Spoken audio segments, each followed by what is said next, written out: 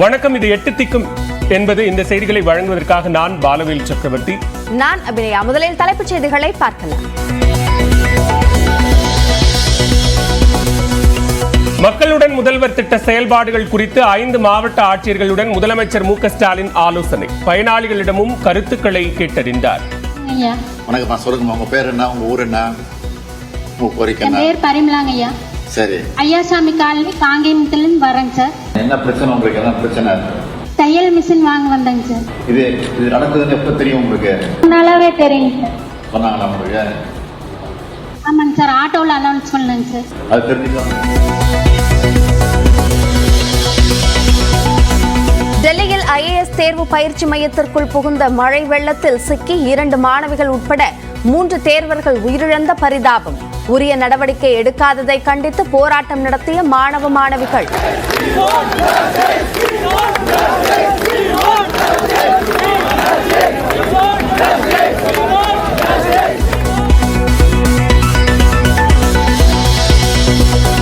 தொடர் நீர்வரத்தால் 103 அடியை தாண்டிய மேட்டூர் அணை நீர்மட்டம்.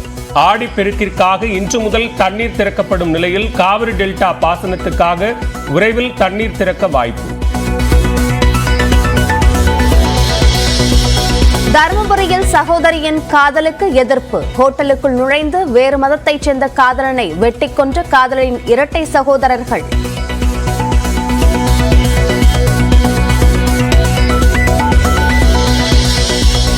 சிவகங்கை மாவட்டம் மானாமதுரை அருகே கண்மாய் பகுதியில் தீ விபத்து. கருவேல மரங்களில் பிடித்த தீயை போராடி அணைத்த இளைஞர்கள்.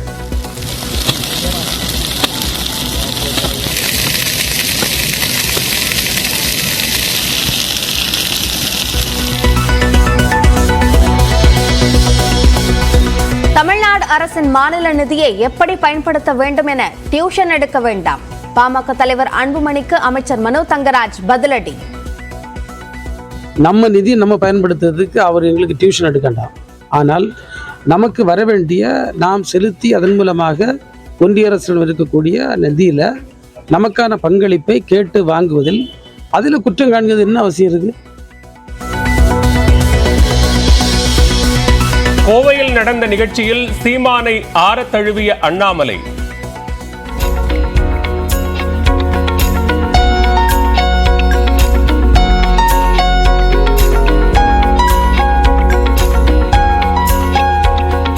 கைகுலுக்கி மகிழ்ந்த அதிமுக முன்னாள் அமைச்சர்கள்.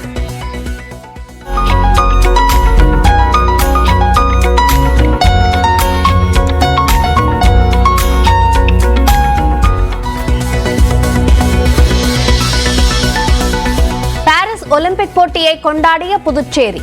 கடற்கரை சாலையில் கண்கவர் வான வேடிக்கை நடனம் என அமர்க்களம்.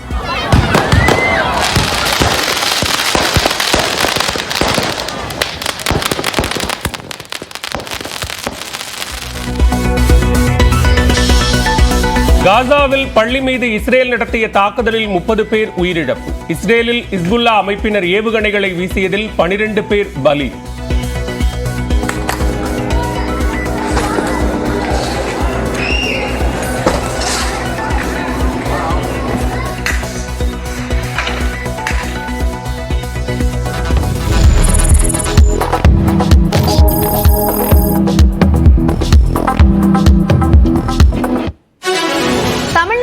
புதுச்சேரியில் உள்ள 40 மாவட்டங்களிலும் நிகழ்ந்த முக்கிய நிகழ்வுகளை இந்த 1 மணி நேரத்தில் பார்க்கவிருக்கிறோம்.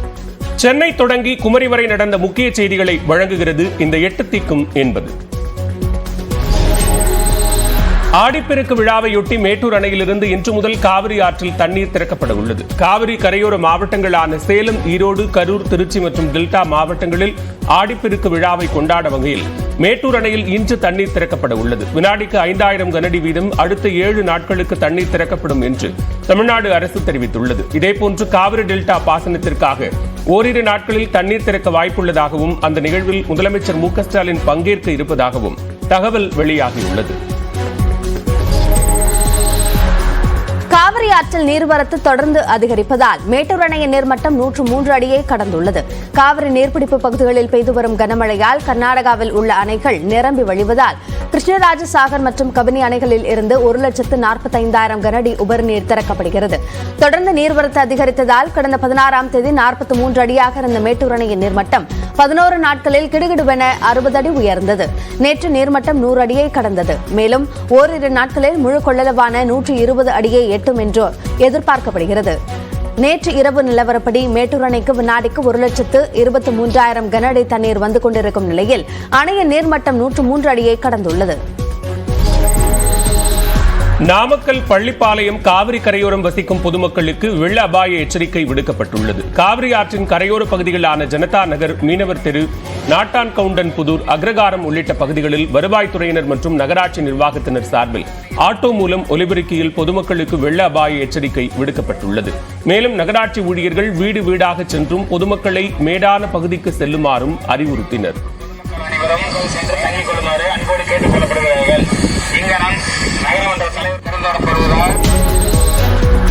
குற்றால அருவிகளில் ஜில்லென்று வரும் தண்ணீரில் சுற்றுலா பயணிகள் உற்சாகமாக குளியலிட்டு வருகின்றனர். தென்காசி மாவட்டம் மேற்கு தொடர்ச்சி மலையடிவார பகுதியில் அமைந்துள்ள குற்றால மெயினருவி, ஐந்தருவி, புலியருவி, சிற்றருவி, பழைய குற்றாலம் உள்ளிட்ட அருவிகளில் தண்ணீர் வரத்து சீராக உள்ளது. இதையடுத்து அங்கு குவிந்துள்ள சுற்றுலா பயணிகள் ஆனந்தமாக குளித்து மகிழ்ந்து செல்கின்றனர்.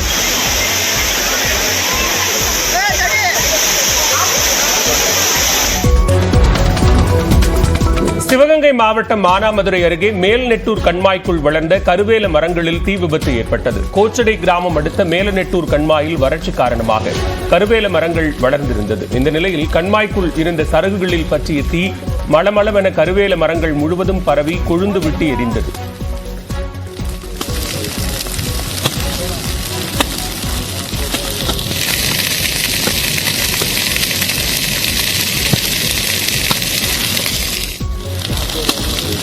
இதனை கண்ட அப்பகுதி இளைஞர்கள் பனங்கீற்றை கொண்டு தீயை அணைக்க முயற்சித்தனர். தீ கொழுந்துவிட்டு எரிந்ததால் அப்பகுதி முழுவதும் கரும் புகை சூழ்ந்து காணப்பட்டது. இந்நிலையில் மின்கம்பிகள் ஒன்றோடு ஒன்று உரசியதால் தீ விபத்து ஏற்பட்டிருக்கலாம் என்று கூறும் பொதுமக்கள் தாழ்வாக செல்லும் மின்கம்பிகளை மாற்றி அமைக்க வேண்டும் என்று கோரிக்கை விடுத்தனர். முன்னாள் குடியரசுத் தலைவர் அப்துல் கலாமின் உருவத்தை கோடுகள் மூலமாக உருவாக்கி பள்ளி மாணவர்கள் சாதனை படைத்தனர். அப்துல் கலாமின் நினைவு நாளையொட்டி நடைபெற்ற நிகழ்ச்சியில் பள்ளி மாணவர்கள் 400 பேர் இணைந்து தனித்தனி தாள்களில் கோடுகளை வரைந்தனர். பின்னர் அவற்றை வைத்து அப்துல் கலாமின் உருவத்தை உருவாக்கி அசத்தினர்.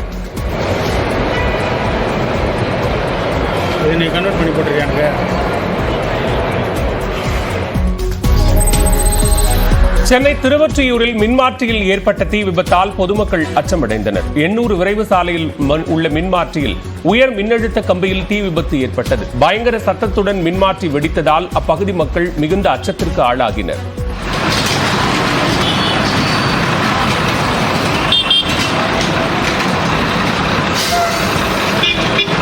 தகவல் அறிந்து விரைந்த தீயணைப்பு வீரர்கள் தீயை கட்டுக்குள் கொண்டு வந்தனர். இருப்பினும் மின்மாற்றி முழுவதும் எரிந்ததால் அப்பகுதியில் சிறிது நேரம் மின்வெட்டு ஏற்பட்டது. மயிலாடுதுறை மாவட்டம் தரங்கம்பாடியில் ஜோதிடரை தீ வைத்து எரித்த வழக்கில் ஒருவர் கைது செய்யப்பட்டார். தரங்கம்பாடியைச் சேர்ந்த ஜோதிடர் அருண்குமார் மாசிலாமணிநாதர் கோயிலில் நேற்று முன்தினம் இரவு சாமி தரிசனம் செய்து கொண்டிருந்தார். அப்போது அங்கு வந்த மர்ம நபர்கள் அருண்குமார் மீது மண்ணெண்ணெய் ஊற்றி தீ வைத்துவிட்டு தப்பினர். இதில் கடுமையான தீக்காயமடைந்த அருண்குமார் தஞ்சாவூர் மருத்துவக் கல்லூரி மருத்துவமனையில் சிகிச்சை பெற்று வருகிறார். இந்த நிலையில் அருண்குமார் மீது தீ வைத்து எரித்த வழக்கில் ராஜ்குமார் என்பவரை காவலர்கள் கைது செய்தனர். ராஜ்குமாருக்கு சொந்தமான இடத்தில் ஜோதிடம் பார்த்து வரும் அருண்குமார் அந்த இடத்தை காலி செய்ய மறுத்ததால் ஏற்பட்ட முன்விரோதம் காரணமாக அவர் மீது தீ வைத்தது தெரியவந்துள்ளது. நாமக்கல் மண்டலத்தில் முட்டை கொள்முதல் விலை 30 காசுகள் குறைந்து ₹4.60 நிர்ணயிக்கப்பட்டுள்ளது. நாமக்கல் மண்டலத்தில் கடந்த ஒரு மாதமாக கொள்முதல் விலையில் மாற்றமின்றி ஒரு முட்டை ₹5.20 நிர்ணயிக்கப்பட்டிருந்தது. நேற்று முன்தினம் முட்டை விலை 30 காசுகள் குறைக்கப்பட்டது. இந்நிலையில் நேற்று முட்டை விலை